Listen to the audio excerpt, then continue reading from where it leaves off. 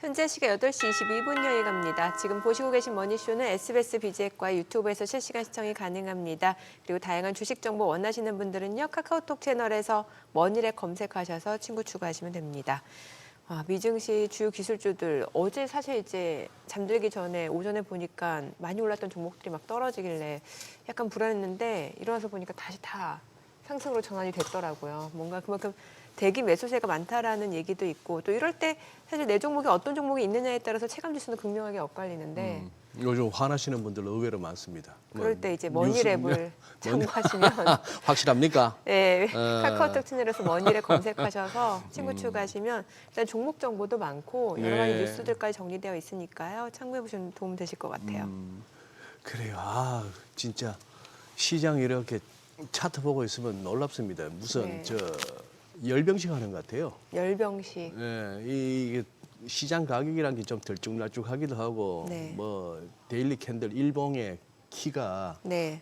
어떤 날은 좀 크고 네. 작기도 하고 음봉 양봉이 섞이고 하는 게 맞는데 특히 아마 우리 시청자분들 매일 보시겠지만 우리 코스닥 데일리 차트 보면은 신기합니다. 쭉쭉쭉쭉 똑같은 네. 각도로 그냥 이렇게 오히려 약간씩 이렇게 가속도가 붙으면서 지금은 뭔가 안 오르면 안 되는 것 같은 지수만큼은 네. 이제 그 안에서 이제 오르고 빠지는 게 하루하루 달라지고 해서 그런데 야 어쨌거나 참 놀랍네요. 이제 뭐 사상 최고치란 얘기도 이제 뭐 생략해도 되지 저희 않을까요? 오프닝 때마다 계속 얘기하는 것 같아가지고 예. 네, 그러니까 아이고 자 오늘 한번 오랜만에 우리 이분은 요즘 시장 잘 쫓아가고 계신지 궁금해요. 안 그래도? 네, HS 아카데미 이효석 대표 함께합니다. 어서 오세요. 어서 오세요, 안녕하세요. 이 네. 대표님. 예, 오늘은 좀 피곤해 보이시네. 그때보다. 좋습니다. 네. 이래저래 컨텐츠도 많이 만드시고 그거 한데 요즘 어떻게 좀 정리는 잘 되십니까? 이렇게 뭘 올릴 때마다. 정리? 어때 이제 파악이 되고 나서 뭐 컨텐츠를 만드셔야 될 거 아니에요? 네네네. 저는 이제 뭐 4월 달 뭐 이렇게 5월 달 이렇게 들어서면서 네. 제가 주변에 이제 말씀드렸던 거는 이거 코로나 때 생각이 자꾸 난다. 그때랑 예. 너무 비슷한 것 같다라는 말씀을 드렸었고 그리고 이제 뭐 5, 6월 넘어가면서부터는 지금은 대투자의 시대입니다. 이것저것 다 오를 겁니다. 이렇게 이제 말씀을 드리고 있거든요. 네. 그래서 뭐 아마 소장님 그때 이제 당시에 저를 보시면 알겠지만 그 나이 대의 저였다면 지금 뭐 난리 났겠죠. 네. 요즘 뭐 다 사시고 뭐, 돈 빌려서 지금 대출 안 받았어요? 뭐 주식 사야죠. 뭐 이런 식으로 이제 얘기를 했겠죠. 근데 제가 이제 그렇게까지는 얘기는 안 하는데 상당히 이제 긍정적으로 보고 있고요. 이제 긍정적으로 보고 있다라는 얘기를 할 수 있는 논리들이 되게 많아요. 그 논리들 중에서 오늘은 제가 좀 장기적인 관점에서 말씀드릴 수 있는 부분들이 좀 있는 것 같아서 네. 그 얘기를 좀 하려고 준비를 좀 해왔습니다. 그럼 이제 이거는 미국 뉴욕하고 우리 국내하고 다 포함인가요? 아니면 그렇죠. 다 예, 포함되는 포함해서? 이야기고요. 예. 굉장히 제가 이제 사실 앱 애널리스트 그만하면서 보고서를 네. 따로 쓰진 않았는데 네. 얼마 전부터 이제 제가 FM 가이드에도 보고서를 올리고 있습니다. 그래서 그래요? 저희 HS 아카데미 회사에서 네네. 라이센스를 받아가지고 보고서를 올리고 있는데 오늘 그 내용을 좀 소개해드리도록 할게요. 근데 네. 그 보고서의 제목이 예. 2100년 자산시장 전망입니다. 네. 2100년? 네. 지금으로부터 75년 후? 네, 2100년인데 이게 이제 무슨 말을 하려고 하는 거냐? 제가 네. 이제 아무 근거 없이 얘기하는 건 아니고요. 네. 얼마 전에 그 잭슨홀 미팅이 있었잖아요. 예. 캔자스시티 연에서 열리죠. 근데 그 캔자스시티 연준에서 잭슨홀 미팅이 있는 기간에 발표된 논문이 있어요. 그 논문에 보면 2100년까지 자산 시장이 이렇게 되겠구나라는 생각을 좀 할 수 있는 부분이 있어가지고 그 내용을 좀 말씀을 좀 드려보려고 합니다. 네. 근데 그 시작하기 앞서서 그냥 제가 뭐 이게 보면은 아마 그 많이 들어보셨을 거예요. 장단기 금리차가 역전되면은 경기 침체가 온다고요. 네. 그 얘기 하시는 분이 다 지금 어디 가시는지 잘 모르겠습니다. 그렇죠? 네. 안 왔잖아요. 네, 그리고 결국에 그렇죠. 미국의 지금 상업용 부동산 때문에 미국 네. 망한다는 얘기도 많았었죠. 예. 근데 안 왔잖아요. 네네. 예, 그리고 뭐 저기 금리 인하를 하면 또 경기 침체가 온다고 하던데 안 왔죠. 그러니까 도대체 이 일은 무슨 일이 지금 진행되고 있는 건지 이런 고민들을 해볼 필요가 있다는 거죠. 우리가 매일매일 경제 지표를 보면서 경제 지표가 이렇게 됐으니까 주가가 어떻게 됩니다. 뭐 어떻게 얘기를 하지만 과연 그렇게 말하는 것이 의미가 있을까라는 생각조차 하게 된다는 겁니다. 이게 무슨 얘기냐면은 한번 보세요. 아마 이제 해석하시는 분들을 따라서 뭐 이제 방송이나 이런 데서 보면 경제 지표가 어제 안 좋게 나와서 뭐 연준이 기대감이 금리 인하 기대감이 커져서 주가가 오릅니다. 이런 얘기를 많이 들어보셨을 겁니다. 예. 그 말이 맞다 치자고요. 그러면 그게 15년 정도 된 것 같아요. 2008년부터 그런 얘기가 나왔거든요. 아, 경기. 네. 예. 근데 그게 누적됐을 때 나타났던 결과가 뭔지를 한번 생각해 볼 필요가 있는 것 같아요. 누적되었을 네. 때. 하루 이틀은 뭐 그럴 수 있죠. 뭐 그런데 이게 15년 동안 누적되면 어떻게 될까요? 경제가 안 좋아야 주가가 오른대요. 그게 15년이 누적이 되면 어떻게 될까요? 우리 그런 얘기 소위 말하는 bad is good 이 논리가 벌써 세월이 그만큼 흘렀나요? 네. 배드 이스 굿이라고 얘기한 게 너무 오래됐어요. 좀 내성이 생기지 않을까요? 내성이 생기기도 하고 경제랑 주가가 아무 상관없다는 얘기죠. 상호관계 없이 올라간다. 아무 상관없다는 예, 예. 얘기입니다. 단적인 예를 한번 들어볼까요? 얼마 전에 경제 지표 막 얘기하다가 네. 우리 보면은 고용 지표를 막 엄청 기다리잖아요. 네. 그래서 고용 지표가 막 7만이 나왔어, 8만이 나왔어, 막 이러면서 이제 어떻게 해 막 이러다가 어느 예. 날 갑자기 보니까 80만 명을 내가 잘못 계산했다 그렇게 나왔습니다. 예, 근데 주가는 안 빠졌죠. 네네. 그게 이제 무슨 상관이 있냐는 겁니다. 경제 지표와 주가가. 네. 그래서 그 결과를 제가 보여드릴 텐데 이런 결과입니다. 잘 보시면은 2008년 이후로 미국의 GDP는 2배 올랐어요. 예. GDP. 네, 밑에 보시면은 주황색으로 제가 점을 찍어놨는데 예. 그리고 이제 위에 있는 나스닥 지표인데요. 나스닥은 22배 올랐습니다. 이게 그러니까 이제 경제가 이렇게 되면 주가가 이렇게 될 거라는 논리가 안 맞는다는 거죠. 네네. 이미 너무 격차가 벌어졌어요. 네. 그래서 저는 이제 경제 지표를 보지 말자는 거냐 그런 건 아니고요. 경제 지표가 주가에 영향을 주는 거는 경제 지표가 사람들의 기분을 움직여서 주가에 영향을 준다. 즉 다시 말하면 경제 지표가 어떻게 나왔는데 사람들이 기분이 안 좋으면 주가가 네. 빠지는 거고요. 예. 기분 좋으면 그냥 올라가는 겁니다. 그러니까 뭔가 센티멘트에서 움직이는 시장이다라는 그러니까 거네요. 그 기본적으로 펀더멘탈적인 예. 측면이 있지만 지금 이제 센티먼트적인 측면이 훨씬 더 강해진 그러게요. 상황이다. 그리고 경제 지표에 대해서는 특히나 더 그렇다 이렇게 볼 수 있다는 거죠. 그러니까 시장이 조금만 빠져도 그렇게 기다렸다가 매수세가 들어오고 그렇죠. 이런 상황이 또 극적으로 반영이 되는 거네요. 계속해서 예. 그런 상황이 이어지고 있는 것 같고요. 예. 그러니까 제가 이제 여러 가지 이야기들 중에서 그 장기 전망, 네. 2100년 장기 전망을 좀 해보면요. 2100년이라고 얘기하면 너무 좀 2100, 한숨 같긴 하지만 이 보고서를 가지고 얘기를 할 겁니다. 지난달에 나온 보고서예요. 지난달에 네. 연준에 나온 보고서인데요. 여기 보시면은 자산의 공급과 수요의 레이싱이라는 표현이 있어요. 네. 그러니까 굉장히 좀 흥미로운 주제죠. 그러니까 자산이라는 것의 가격을 우리가 생각할 때 여러 가지 고민들 많이 하잖아요. 앞서 말씀드린 대로 주식이 어떤 무엇의 함수지, 뭐 경제 지표인가, 아닌가 기업의 이익인가, 뭐 여러 가지 이제 고민들을 많이 하잖아요. 네. 근데 사실 냉정하게 보면은 자산의 가격은 두 가지밖에 없어요. 수요와 공급. 그렇죠. 이 두 가지입니다. 결국은 펀더멘탈이 수렴한다 이런 이론적인 논리는 있지만 네. 결국은 수요와 공급에 의해서 결정된다는 거죠. 자, 그러면은 한번 생각을 해보죠. 자산, 소위 말하는 금융자산의 공급이라는 게 뭐죠? 금융자산의 공급, 유동성?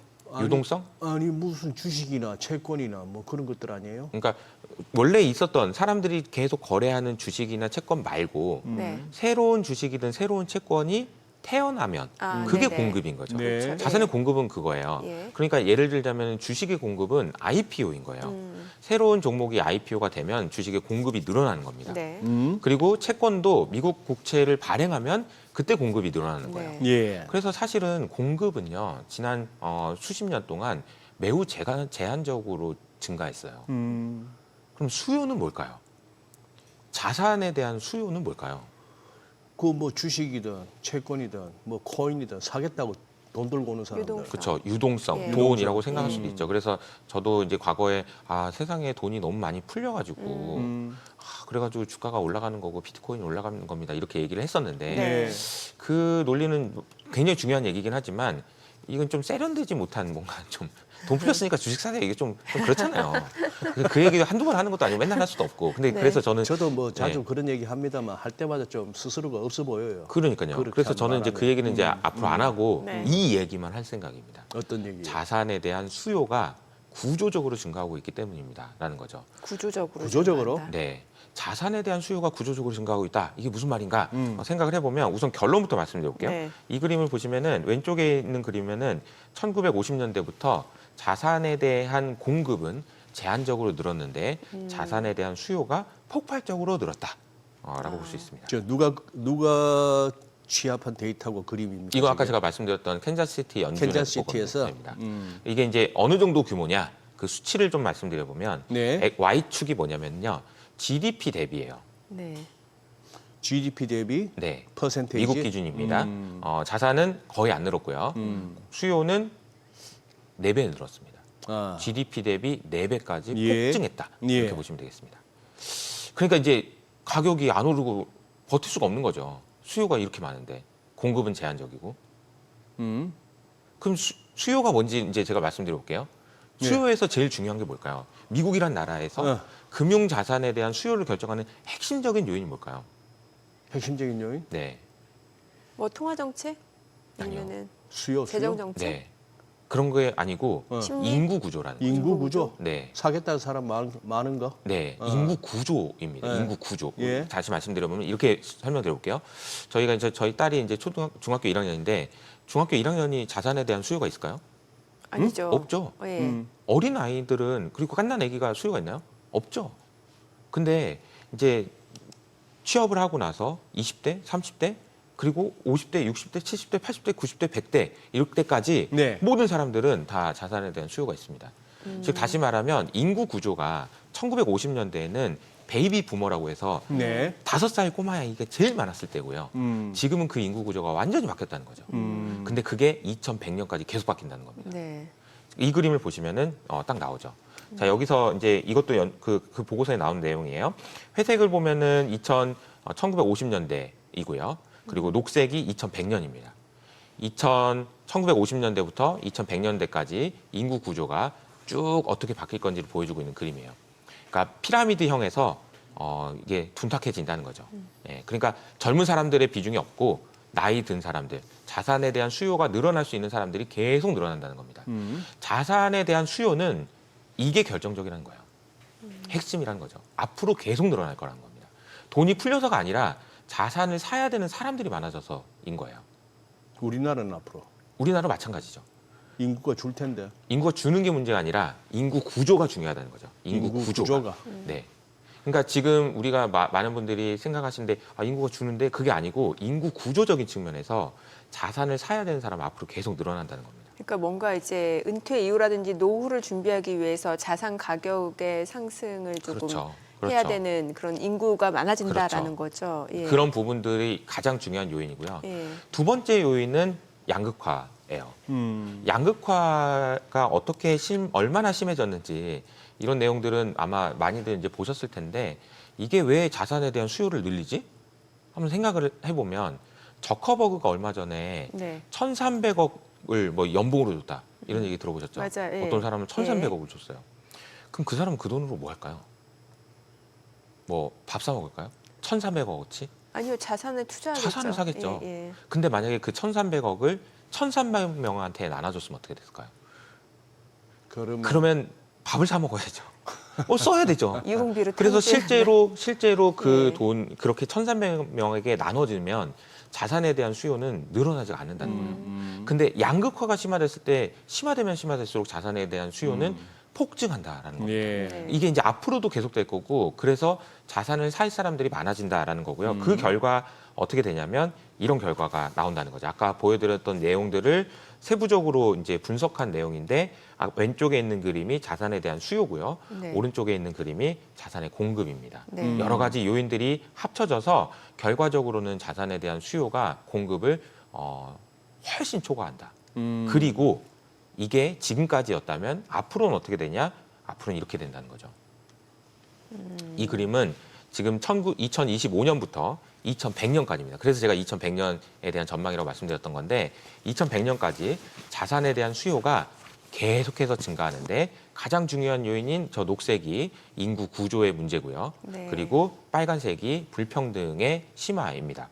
이렇게 되면서 앞으로 늘어날 자산에 대한 수요는 미국 GDP의 250%가 될 거라고 추정을 해놓은 겁니다. 그러니까 이게 맞든 틀리든 저는 이 그림이 상당히 소름 돋게 무서운 얘기였는데요. 단순히 돈이 많이 풀려서라고 한다면 돈을 걷어들일 수도 있는 거잖아요. 네, 네. 근데 그게 아니라는 겁니다. 인구 구조의 문제와 불평등 때문에 자산을 사야 되는 사람들이 구조적으로 늘어나고 그것이 자산 가격에 매우 중요한 역할을 한다. 이 얘기인 거죠. 그렇죠. 그래서 중장기적으로 봤을 때는 이제 자산 가격이 상승할 수밖에 없는 그렇죠. 구조이다. 네. 만약에 반대로 제가 말씀드린 게 틀릴 가능성은 공급이 폭발적으로 늘어나는 거죠. 뭐 IPO가 막 네. 일어나거나. 그렇죠. 그래서 IPO가 늘어나거나 이제 사실 이 그림을 보면 네. 저는 이제 미국의 부채 문제를 그렇게 심각하게 봐야 되나 이런 생각도 좀 들고요. 그리고 부채든 IPO든 새로운 공급이 없으면 자산 가격이 폭등할 수밖에 없습니다. 그런 구조라는 거를 이제 딱 알고 이 지금 현재의 시장을 보고 있으면 물론 중간중간에 뭐 어떻게 기분이 나빠서 뭐가 어떻게 돼서 주가가 빠지기도 하고 뭐 시진핑과 트럼프가 10월 달에 만나기로 했는데 안 와서 뭐 빠질 수도 있죠.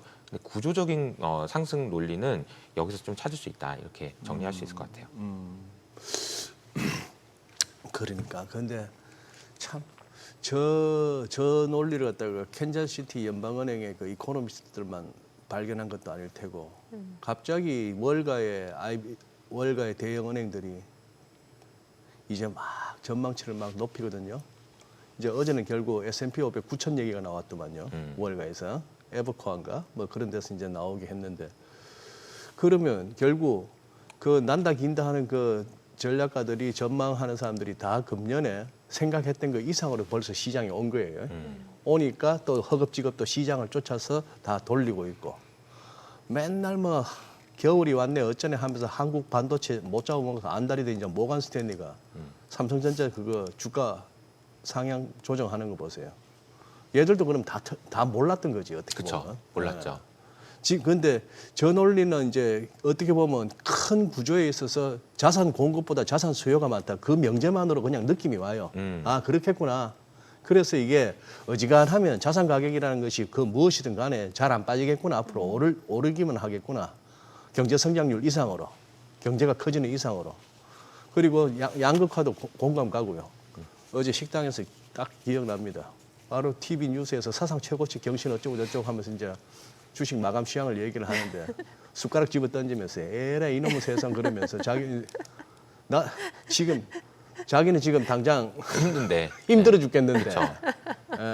남의 나라 이야기 같죠, 너무. 그러니까 예. 이제 그런 세상에서 양극화로 인한 맞네요. 아까 그 말씀 맞네. 한 사람 뽑으면서 천억 달러 연봉 주는데 1,000명 갖다 1억 달러씩 고용하는 거하고 분명히 다를 다르죠. 거다. 그렇죠. 뭐 예. 다 이해가 갑니다. 이해가 가는데 자 그러면은 이 랠리 지금 이제 그러면은 여기서 계속 이 포모에 동참하지 못했던 분들은 지금 이제 거의 막 미칠 지경이에요. 멘탈이. 네. 앞뒤 가리지 않고 이제 막 이것저것 어제 보니까 뭐 연준 인사들 스티븐 마이런 빼고 나머지는 전부 다 금리 더 내리는 거에 약간 소극적으로 얘기해서 연준하고 상관없는 장이 됐어 보니까 네. 그냥 사버려요 지금이라도. 네.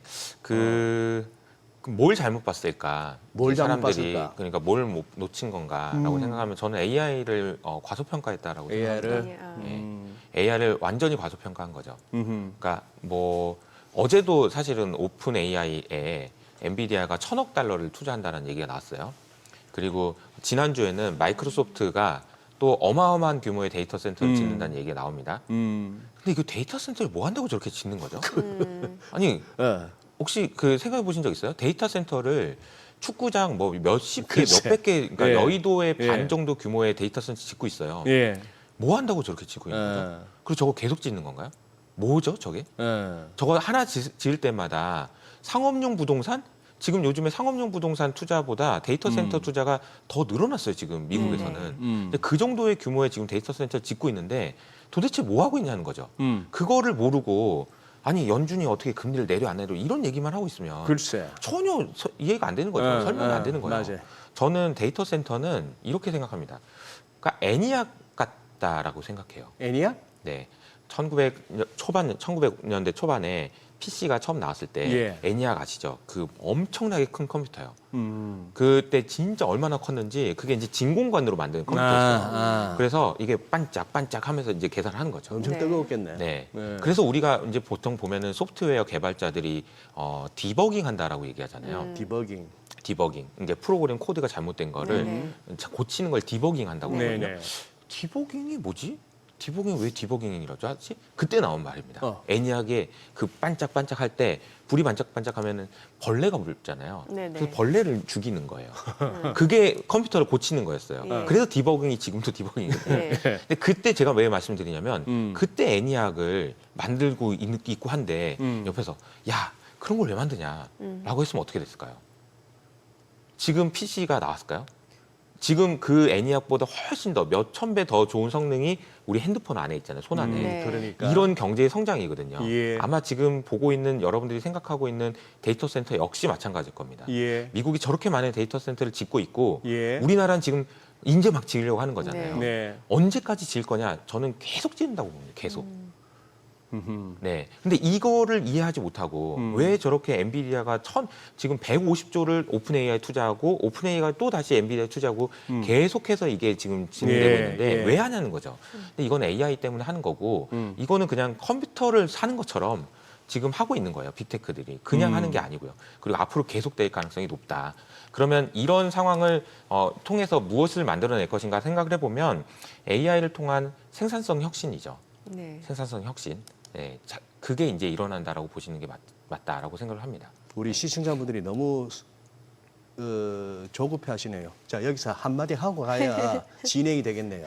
그래서 삼성전자 오늘도 오르겠죠. 한마디 하고 갑시다. 네, 예, 삼성전자는 뭐 오르죠. 어떤 네. 구름 잡지 말라고 하니까 네. 삼성전자 오늘도 오르겠죠. 네, SK 또 연기금이 하이닉스도 사주겠죠. 그렇고요. 네, 아. 그렇다고 보시면 되겠습니다. 그래요. 네. 오케이. 그러니까 뭔가 지금 계속 시장이 올라가다 보니까 이거 언제 조정 오는 거 아닌가라는 이제 두려움이 있는데 아직은 그렇게 두려움을 가질 만한 상황은 아니다. 이렇게도 이해되는 거예요. 네, 전혀 아니죠. 전혀 아니다. 네, 진짜 전혀 아닙니다. 진짜 SF 영화에서 보던 그 시대가 이제 곧 닥칠 것 같은데 이제 저도 보니까 예?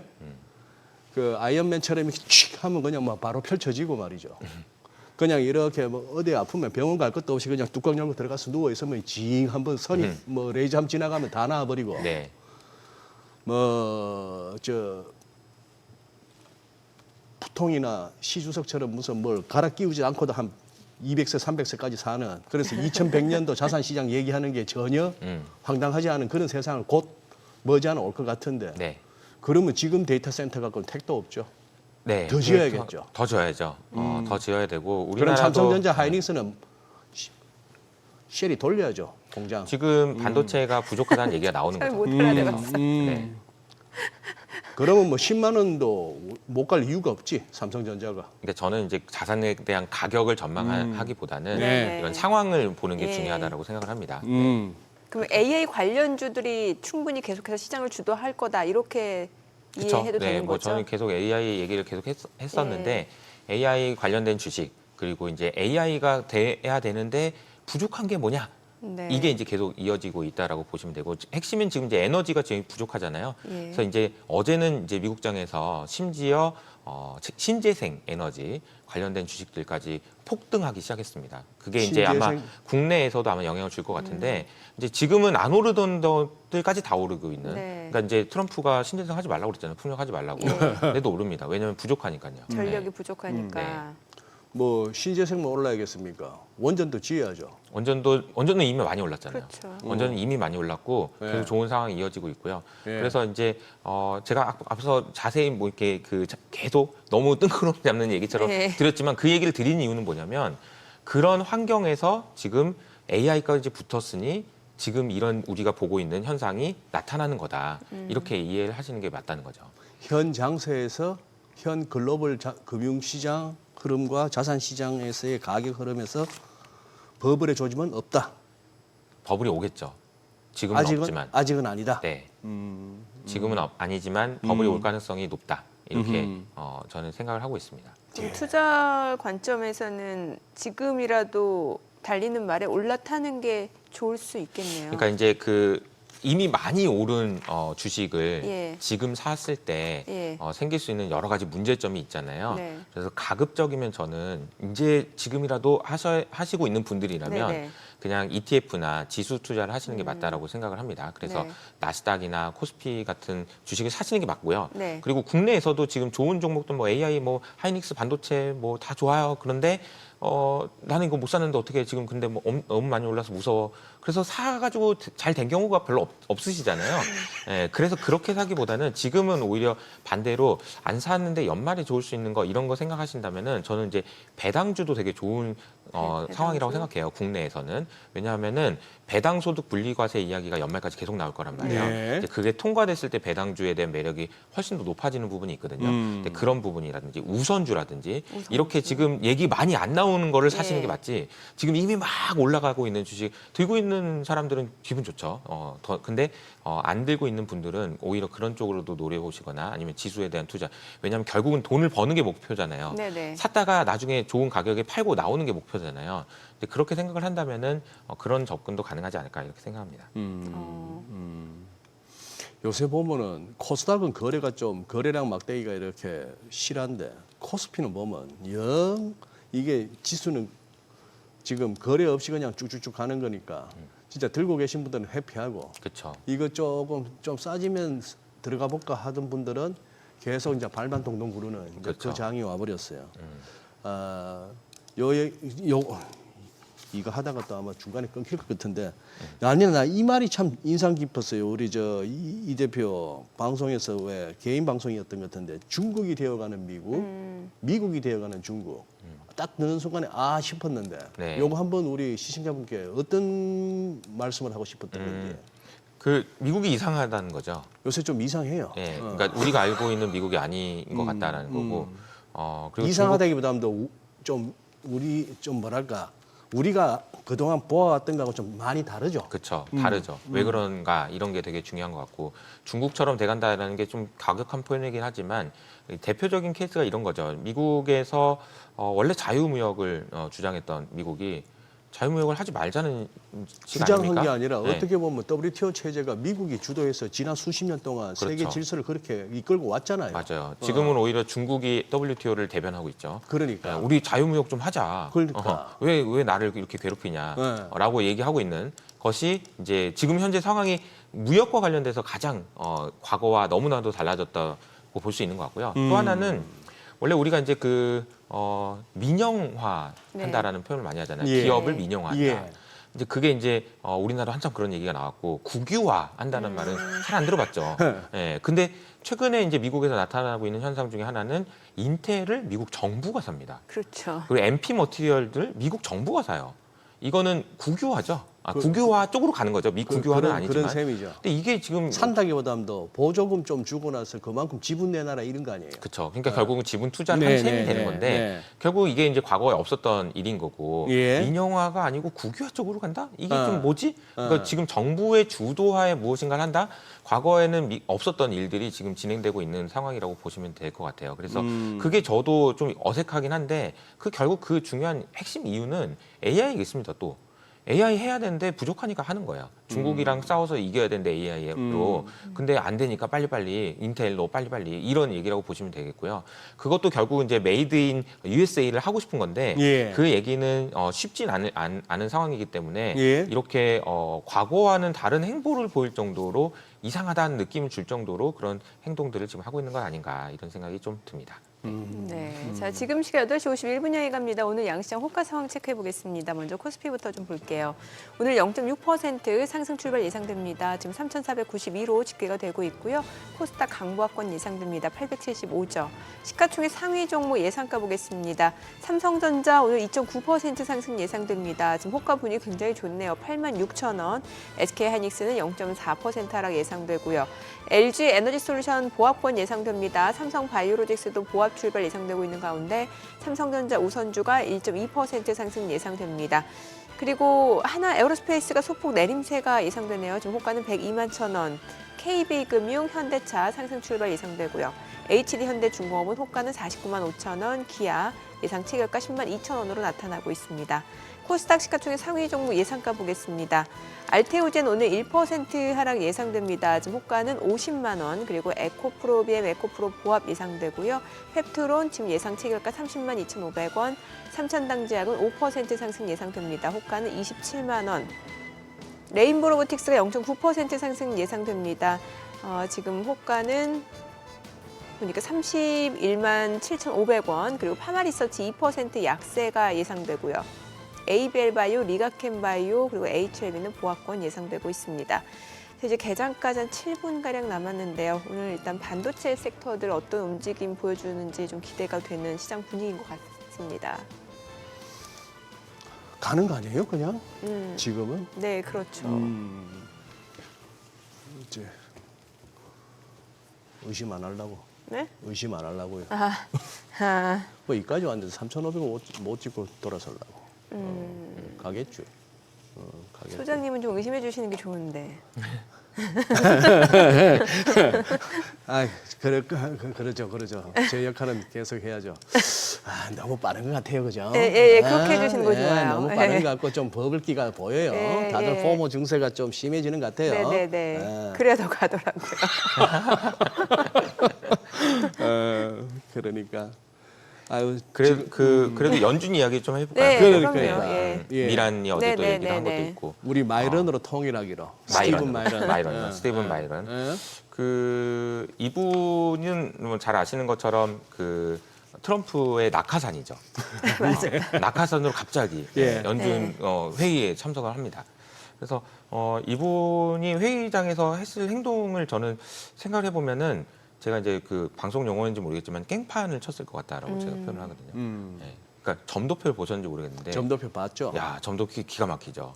모든 기존에 연륜 있는 FOMC 회의 늘 참석하고 하셨던 그런 분들이 여기다 찍어놨는데 스티브 마이란 혼자 맨 밑에다가 난 5번은 인해야 될 것 같아, 뭐 이런 식으로 이제 찍어놓은 지금 거죠. 남은 2번 동안에 125bp 해야 돼요. 그 점대로 가려면. 네. 그러니까 그러니까 한 번은 50bp, 한 번은 75bp 내려야 된다니까. 그러니까요. 저기 보시면 저 밑에 저기 있죠. 저 혼자 있는 거잖아요. 네. 그러면서 이제 저걸 찍으면서 이제 소리를 막 질렀겠죠. 소리를 질렀을지 모르겠지만 점잖게 얘기했을지 모르겠지만 말은 굉장히 그 공격적으로 이런 느낌 아니었을까 싶습니다. 파월한테 예. 아 당신 저기 그런 식으로 연준 의장을 하면 안 된다고 트럼프가 얘기하던데 뭐 이런 식으로 얘기하던데 그래서 트럼프의 낙하산으로 지금 역할을. 옆에 네. 나옵니다만 네. 학교 다닐 때 친구 별로 없었을 것 같아. 아, 네. 어떤, 뭐 잘- 왜요? 아니요, 근데 제가 이제 저분이 네. 이게 전신 사진을 이렇게 보면요, 네. 몸이 정말 격투기 선수처럼 그래서 단단하더라고. 저는 그런 얘기는 안 하려고 합니다. 혹시 맞을 수도 있으니까. 네, 보면 엄청 덩치가 엄청 크시고 네. 굉장히 그 강한 의지를 보여주고 계세요. 근데 이분이 했던 얘기 중에서 저는 되게 중요한 얘기가 뭐냐면은 연준에는 2가지 책무만 있는 게 아닙니다라고 얘기를 했다는 거죠. 이게 좀 월가 내에서 지난주에 굉장히 이슈가 많이 됐어요. 네. 연준은 2가지 책무라고 들었는데 물가 안정하고 고용 촉진하는 거 이거 2가지 아닌가? 물가와 고용 2가지잖아. 이중 책무, 듀얼 맨데이트 아니었어? 아니었더라고요. 하나가 더 있어요. 그게 뭐냐면 장기 금리의 안정화입니다. 아, 그 베센트도 얘기했잖아요. 계속 베센트도 예, 얘기했고 예. 그래서 제가 찾아봤어요. 진짠가? 진짜더라고요. 진짜더라고요. 진짜 그래요? 있어 그게. 네, 그게 제가 찾아보니까 네. 1977년에 나온 연준 액트 이 그림을 보시면요. 페더럴 리저브 리폼이라고 되어 있는데요. 네. 1977년에 나온 그겁니다. 이건 예. 연준 홈페이지에 있는 거예요. 그래요. 여기 보면 뭐라고 나와 있냐면은 이렇게 저렇게 해가지고 최대 고용, 그러니까 물가 안정 그리고 적정 수준의 장기 금리라고 되어 있습니다. 적정? 적정 수준의 장기 금리. 영어로는 moderate long-term interest rate라고 되어 있죠. 저게 있다고요? 있습니다. 어허. 그러니까 3가지 책무인 거예요. 아. 근데 그 밑에 이제 부연 설명으로 뭐라고 돼 있냐면 근데 최대 고용과 물가 안정을 하면 장기 금리는 안정되겠지. 이번에 그러니까 이 이번에 두 가지만 파월이 한 말이 그 말 아니야? 그 말이 거기 나와 있습니다. 나와 있어요? 1977년에 아하. 이 두 말, 이게 두 개가 안정되면 장기금리 되겠지. 이거 두 개만 하면 되지. 뭐 요거까지 해. 이렇게 얘기했었는데 스티브 마이란의 얘기는 뭐냐면 잠깐만 이거 두 개 해도 지금 안 될 것 같으니까 내가 하는 얘기 아니야. 아하. 라는 거죠. 왜 두 개 해도 왜 안 되죠? 부채가 너무 많으니까 이거 두 개 해도 안 될 것 같으니까 내가 하는 말 아니야. 라고 이제 이야기를 하는 거고 실제로 만약에 이게 두 개였는데 안 되는 수도 있을 것 같다라는 이야기가 나왔을 때가 2011년에 있었습니다.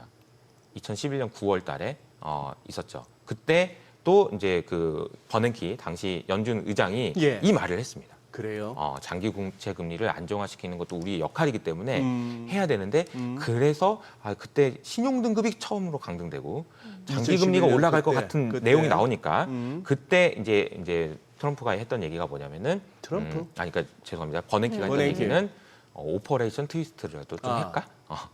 장기 국채를 사기 위해서 단기를 단기 팔아. 국채를 팔아서라도 어떻게 좀 해볼까? 근데 그 논리는 뭐야? 근데 우리 연준의 책무 중에는 물가 안정과 고용도 있지만 이것도 있단다 이렇게 얘기했다는 아하. 거죠. 그래서 이제 앞으로 저는 나올 수도 있는 이야기가 스티브 마이란이 할 네. 얘기는 YCC라고 생각합니다. YCC 얘기가 나올 거예요. 결국에는 at the end 연준이 할 수 있는 끝판왕이죠. 이거는 무제한 양적 완화 중에서 더 강력한 YCC인데 YCC를 하자는 얘기가 아니라 네. 아마 할 수도 있는데 어떻게 할래? 뭐 이런 얘기를 이제 계속 모락모락 나올 것 같고 실제로 그러면 이제 YCC yield curve control 수익률 곡선 통제인데 그러면은 장기 수익률 곡선이 뒤로 갈수록 장기가 이제 높아지는 단기보다 이걸 갖다가 더 높아지는 걸 막겠다는 게 그렇죠. YCC인데 맞아요. 어떤 방식으로? 아니 그걸 당장 하겠다는 얘기가 아니, 아니라 글쎄, 겁주는 거죠. 겁주는 거죠. 이제 시장에게. 결국 YCC를 장기 한다는 국채- 얘기는 결국은 또 그건데 또 양적 완화인데. 그렇죠. 예? 그것도 적당한 양적 완화는 무제한 양적 완화죠. 그래서 이제 그런 얘기가 나올 거라는 거죠. 그리고 실제로 이건 제 얘기가 아니고 뱅크 오브 아메리카에서 설문조사한 걸 보면요. 이미 지금 펀드 매니저들은요. 한 50% 정도는 차기 연준 의장은 YCC를 할 것 같다는 얘기를 하고 있어요. 근데 왜 그러냐? 그러면은 야 YCC 그런 거는 저기 전쟁 때나 하는 거지. 그런 거 하는 거 아니야. 위험한 거야. 그거 되게 양적 완화를 또 해. 왜 갑자기 물가는 어떻게 하고 이렇게 생각할 수 있잖아요. 근데 그분이 이제 마이라는 이렇게 얘기하는 거죠. 베센트도 마찬가지고. 너는 지금 전쟁이 아닌 거 같냐? 지금 중국이랑 우린 전쟁하고 있는데 너는 전쟁이 아닌 거야? 심각한 얘기하고 있네? 전쟁이야 지금. 이렇게 얘기하면서 아마 이제 양적 완화 같은 것도 또 하게 되지 않을까. YCC 같은 것도. 금리가 만약에 더 오른다면 인 거죠. 그래서 이런 얘기를 겁을 주면서 금리 숏을 못 하도록 그러니까 금리를 채권 국채를 못 팔도록 이렇게 말하면서 국채를 또 이제 팔아먹겠죠? 이렇게 하면서 잘 이제 무난하게 진행된다면 문제가 없는데 혹시라도 금리가 더 올라갈 것 같으면 YCC를 해야 되는 거 아니냐? 이런 얘기를 나오면서 또 이야기가 나올 수도 있다. 그러면 뭐 하이닉스 40만 원, 50만 원이 아니고 100만 원 가는 거고 짜장면 5만 원 가는 거지 뭐. 네. 그러니까 이제 서두에 말씀드렸던 얘기가 다 연결이 돼 있다고 보시면 네. 되고 연준이나 네. 월가에서는 지금 이런 분위기가 형성되고 있다는 거죠. 네. 그 짜장면 5만 원에 대해서는 사실 AI 시대에서는 이제 좀 물가 상승 압력이 또 제한적일 수 있다 이런 얘기도 나올 수 있는 그럼요. 거잖아요. 로봇가 예. 만들어주면 이제 예, 5만 원이 안 갈 수도 짜장면이, 있어요, 짜장면이. 5,000원으로 될 수도 있는 거죠. 예. 네. 로봇가 다 만들어. 네, 로봇가 네, 사람이 안 만들어주네. 만들고. 사람이 안 만들고 네. 인건비가 안 드니까. 그럼 이제 거기서도 양극화되는 거지. 숱하면 더 양극화되는 거죠. 비싸지는 거고. 그렇죠. 네. 아니요, 순진들 하시네. 이제 개장을 좀 봐야 될 것 같습니다. 네. 지금 사상 최고 층진을 이어가고 있는 시장 분위기인 것 같습니다. 오늘 국내 증시를 확인해 보죠. 개장합니다.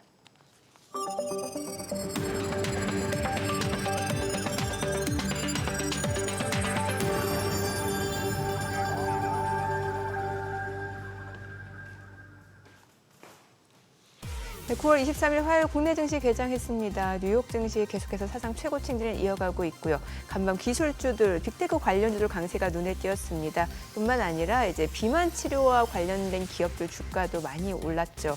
어제 국내 증시 쪽에서도 관련된 섹터들 움직임이 굉장히 눈에 띄었고 또 반도체 쪽도 좀 눈여겨보셔야 될 것 같은데 그럼 오늘 국내 증시 지수는 어떤 흐름으로 출발하는지 보도록 하겠습니다.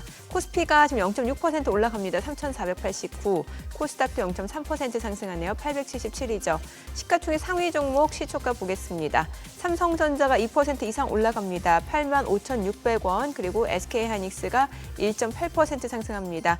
지금 35만 7천 원, 그리고 LG 에너지 솔루션은 소폭 내림세고요. 삼성 바이오로직스는 102만 2천 원에 거래되고 있습니다. 삼성전자 우선주도 2% 이상 상승 중이고요. 하나 에어로스페이스는 1.6% 떨어집니다. 100만 9천 원. KB금융 올라갑니다. 11만 7,700원. 현대차 기아는 보합이고요. HD현대중공업은 49만 6천 원에 거래되고 있습니다. 코스닥 시가총액 상위 종목 시초가도 보도록 하겠습니다. 지금 알테오제는 1% 좀 떨어집니다. 어제 많이 올랐었죠. 오늘 지금 현재 주가는 49만 9천 원. 그리고 에코프로비엠은 보합권으로 11만 8,200원. 펩트론 좀 떨어집니다. 30만 원이고요. 에코프로는 0.4% 올라갑니다. 파마리서치가 1.6% 떨어지네요. 59만 9천 원이고요. 레인보로보틱스가 1.2% 올라갑니다. 31만 6,500원, 파마리서치는 2% 하락세, 그리고 ABL바이오 상승합니다. 10만 8,800원이고 리가캠바이오가 떨어집니다. 15만 5,400원, HLB 지금 하락으로 3만 8,850원에 거래되고 있습니다. 오늘 시장에서 특징을 보여주고 있는 섹터 종목들 체크해 보도록 하겠습니다. 오늘 반도체 쪽 그럼 다 좋습니다. 예를 들면은 뭐 퓨리오사 AI 챗봇, 뉴로모픽 반도체 다 좋은데 이제 반도체 쪽 보도록 하겠습니다. 온디바이스 AI부터 좀 볼게요. 지금 네페스, 오픈엣지 테크놀로지, 제주반도체가 모두 2% 이상 상승 중이고요. 지금 퀄리타스 반도체도 1.8% 상승 흐름 보여주고 있습니다. AD 테크놀로지, 리노공업, 삼성전자 다 올라갑니다. 칩셋미디어까지도 각각 2%에서 1% 상승 흐름 보여주고 있는 상황이고요. AI 챗봇 쪽이 좀 더 탄력이 좋습니다. 예를 들면 폴라리스 AI 같은 경우는 지금 두 자릿수 상승률 13% 급등을 하고 있고요. 코난 테크놀로지도 올라갑니다. 지금 이스트소프트도 4% 올라가고요. 폴라리스 오피스도 4% 상승세, 그리고 바이브 컴퍼니, 한글과 컴퓨터도 오름세고요. 셀바스 AI도 7% 이상 올라갑니다. SP소프트도 5.6% 상승 중이고요. 솔트룩스도 4.5% 올라갑니다. 오늘 보시다시피 AI 쪽 챗봇 관련주들이 또 강세를 보여주고 있는 상황이고요. 오늘은 반도체 파생된 종목들 다 좋습니다. 전선주도 움직임 좋습니다. 지금 일진전기가 3% 상승합니다. 36,200원 선, 대원전선, 가온전선도 2% 이상 상승 중이고요. 대한전선도 2% 올라갑니다. LS 마린솔루션도 각각 1%대 상승세고요. 그리고 LS도 1.5% 올라갑니다. 18만 9천 원에 거래되고 있습니다. 미용 의료기기 쪽에서는 이제 비올이 상한가를 기록하면서 관련 섹터의 상승을 좀 이끌고 있는 모습이죠. 비올이 27,150원. 그 밖에 휴원스 글로벌, 레이저업텍도 1% 이상 상승세. 다음 보시다시피 이제 비올 종목이 상승을 보여주면서 미용 쪽으로의 상승이 좀 보여지는 것으로 확인이 되고 있고, 좀 개별적인 모멘텀으로 좀 올라간다라고 보시면 될 것 같아요. 전력 쪽도 움직임 좋습니다. GNC 에너지가 5% 올라갑니다. 31,900원이고요. HD현대 일렉트릭도 4.9% 상승합니다. 61만 4천 원. LS 일렉트릭도 3.7% 상승 중이고요. 일진전기, 효성중공업도 모두 2% 이상 올라갑니다. 산일전기도 상승세고요. 제일일렉트릭, 세명전기 다 좋습니다. 오늘 전력 전선 아무래도 이제 지금 그 엔비디아가 이제 오픈 AI 1,000억 달러, 우리 돈 140조 원 투자한다는 소식, 또 이 부분에 맞물려서 데이터 센터 수요가 증가될 수밖에 없고 관련해서 전력 수요도 급증할 것이다라는 기대감으로 이런 관련 섹터들의 상승이 좀 이어지고 있다라고 보시면 될 것 같습니다. 수급 상황 체크해 보도록 하겠습니다. 오늘 유가증권 시장에서는 개인 투자자가 1,044억 원 순매수고요. 외국인과 기관은 각각 35억 원, 991억 원 매도 우위입니다. 코스닥 쪽에서는 개인 투자자가 505억 원 매수 우위, 외국인과 기관은 각각 395억 원, 73억 원 순매도고요. 환율 체크해 보겠습니다. 달러원 환율입니다. 오늘 정규장 마감 대비로는 1원 40전 하락한 1,491원 20전에 개장이 됐습니다. 오늘 시장 반도체 흐름 좋습니다. 반도체 좋은데. 예. 아니 아까 소개해 주실 때는 보니까 바이오 쪽은 또 약간 조정 분위기? 바이오요? 지금도 그런가요? 근데 이게 또 비만 치료제 쪽은 이슈가 있어서 비만 좋고, 치료제 이제 알테오젠 같은 경우는 좀 아무래도 달려온 상황이다 보니까 오늘 차익 실현 물량들이 좀 나오는 상황이고요. 예, 어제 간밤에 뉴욕 증시에서 그 메세라 같은 경우가 예. 화이자 인수 얘기 나오면서 좀 급등을 했거든요. 예. 지금 오늘 이미 발표를 했는지 모르겠는데 그 중요한 발표가 있을 거다고 예고했잖아요. 트럼프 대통령이. 그게 무슨 타이레놀 관련한 거 아닌가 뭐 이런 맞아요. 얘기가 나오던데. 예. 그래서 간밤에 타이레놀 그 주가가 좀 많이 떨어지고 근데 시간 내서도 다시 올라가고 그러더라고요. 아, 그래요? 예, 변동성이 굉장히 컸습니다. 그 얘기인즉슨 그게 결국 임산부들이 타이레놀을 복용했을 때 그 태아가 뭐 이렇게 자폐증과 그 가능성이 연관성에 연관성이 좀 대해서. 있다 뭐 이런 얘기를 하려는 거 아닙니까? 근데 이제 이게 정확하게 확인이 됐다라기보다는 뭐 그건 아닌데 살짝 이제 이미 워싱턴 포스트에서 그런 내용일 거야라고 막 보도까지 나왔으니까. 네. 예, 그래. 어쨌거나 또 오늘도 재밌는 게임은 또 시작됐습니다. 네. 천하제일 단타 대회가 역시 막 예. 화끈하게 이어지고 있는 그런 상황이네요. 보자. 지금 그거는요. 요거. 무엇이요? 아니, 요, 주어를 얘기해 주세요. 디지털 자산 3법 요거 좀 한번 설명해 들었으면 싶은데. 아, 디지털 네네. 자산법. 어제 이제 아까 이제 말씀드렸던 전쟁 관련돼서는 네네. 지금은 전쟁이다. 예. 어, 예. 실제로 트럼프가 국방부 이름을 바꿨죠. 네. 바꿨다기보다는 이렇게도 부를 수 있다라고 이야기한 거긴 한데 디파트먼트 오브 워로 바꿨죠. 워로, 디펜스에서. 저기 보면은 원래 디파트먼트 오브 디펜스 국방부가 오른쪽에 있는 문양이고요. 왼쪽에 있는 문양이 그 전에 있었던 전쟁부의 문양입니다. 전쟁부로 이름을 바꿨어요. 그러니까 그만큼 사실은 그러니까 미국 트럼프는 지금 현재 상황을 중대하게 보고 있는 거라는 거고요. 그래서 이제 일단 기본적으로 이 크립토 3법과 관련돼서는 저는 이거는 소장님 더 많이 생각을 하시겠지만 미국은 사실 금융 권력이라는 게 있잖아요. 금융 권력. 네. 네. 그러니까 JP 모건을 포함해가지고 네. 연준이 생겼을 때 그 스토리도 보면은 JP 모건이 얼마나 대단한 사람이고 그 JP 모건이라는 은행이 골드만삭스가 얼마나 미국에 많은 영향을 주는지 알 수 있잖아요. 근데 이제 그 영향력이 이제 테크로 완전히 넘어갔다. 이런 이야기는 많이 들어보셨을 텐데 실제로 트럼프 취임식 때도 일론 머스크를 포함한 테크의 수장들이 맨 앞줄에 앉고 네. 그 다음 줄에 장관들이 앉았었잖아요. 네. 이제 그만큼 지금 테크의 권력들이 지금 쥐어잡았다 이렇게 보시면 되는데 제가 이 말씀을 드리는 이유는 디지털 3법에 대해서 이야기하면서 지니어스 법안에 대한 이야기는 되게 많이 들어보셨을 거예요. 네네. 스테이블 코인 이야기 있었고요. 네. 예. 그죠?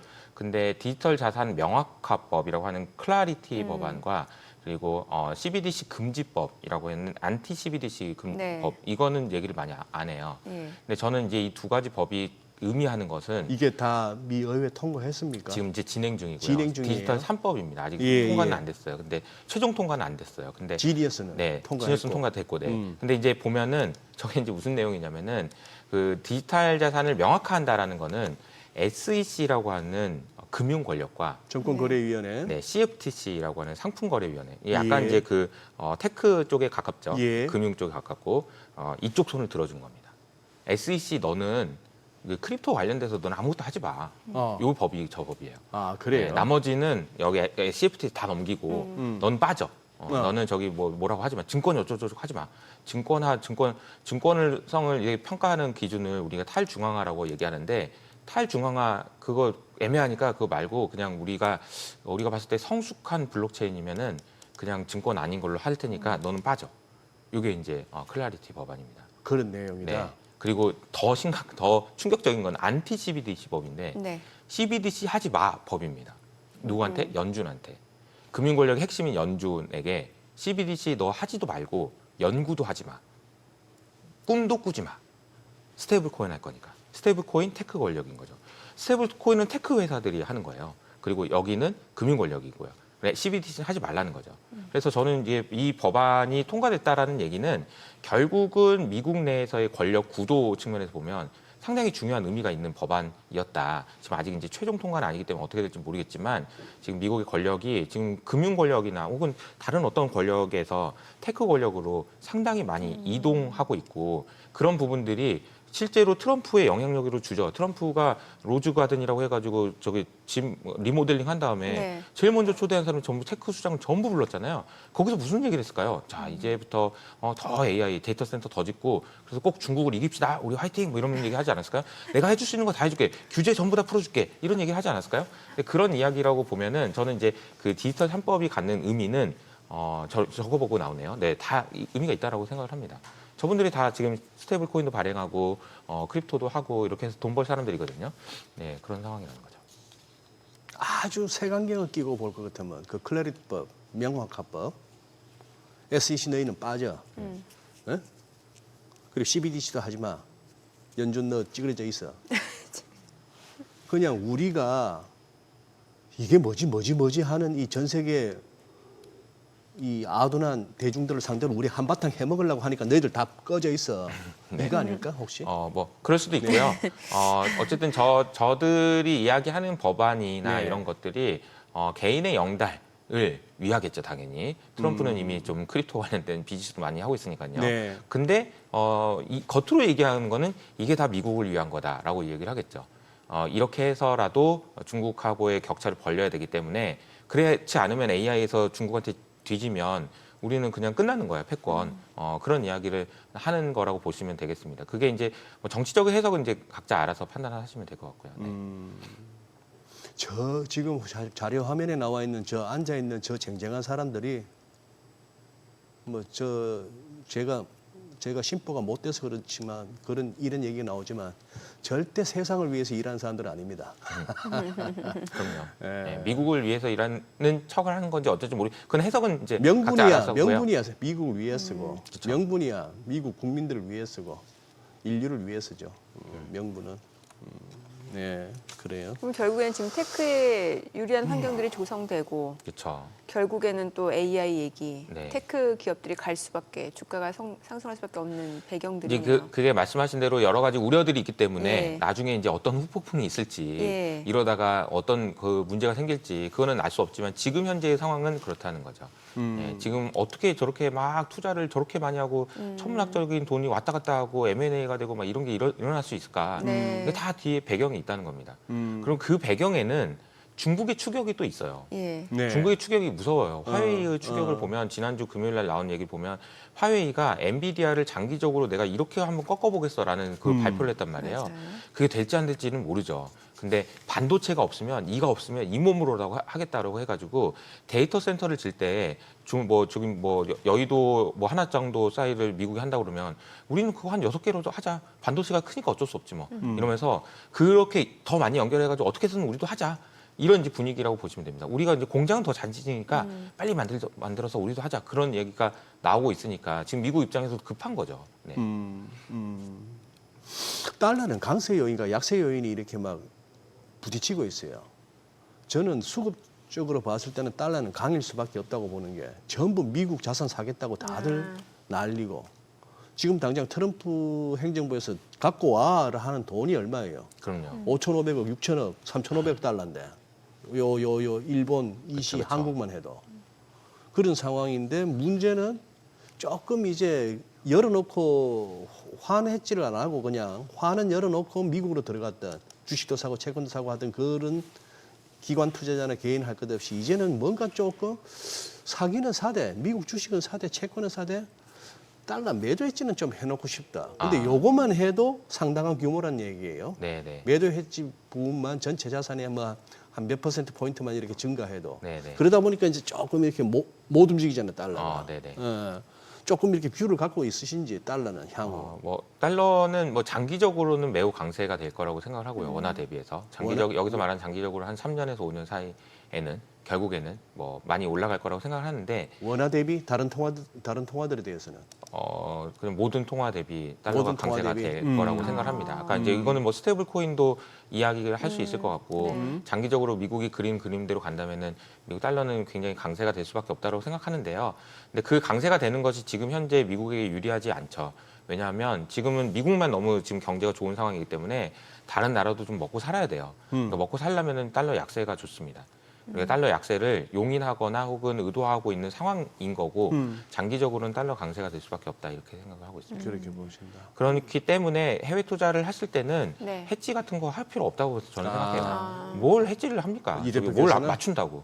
못 맞추는데 뭘 맞추는? 그 장기적으로 보고 결국은 가니까 달러 해지하는데 비용만 들어요. 예. 네. 맞아. 비용만 듭니다. 예. 네, 혹시 오늘 오랜만에 나오셨는데 또 추가적으로 더 하실 말씀은 없으세요? 뭐 제가 이제 그 오늘 말씀드린 내용들은 좀 장기적인 얘기를 좀 하고 싶었고요. 근데 장기적인 이야기를 해야 된다고 생각하는 이유는 이거예요. 우리가 단기적으로 보다 보면은 우리 오늘 뭘 몰랐어 이렇게 생각하지만 네. 우리가 이제 투자를 하는 목적은 그 잘 죽으려고 하는 거거든요. 그러니까 잘 살려고도 하지만 잘 죽으려고 하는 거예요. 네. 그러니까 잘 죽는다는 얘기가 무슨 얘기냐면은 내 자산이 죽었는데 내가 살아있으면 잘못 죽은 거예요. 내가 가지고 있는 금융자산이 죽었는데 내가 여전히 살아있다? 이건 잘못 죽은 거라고요.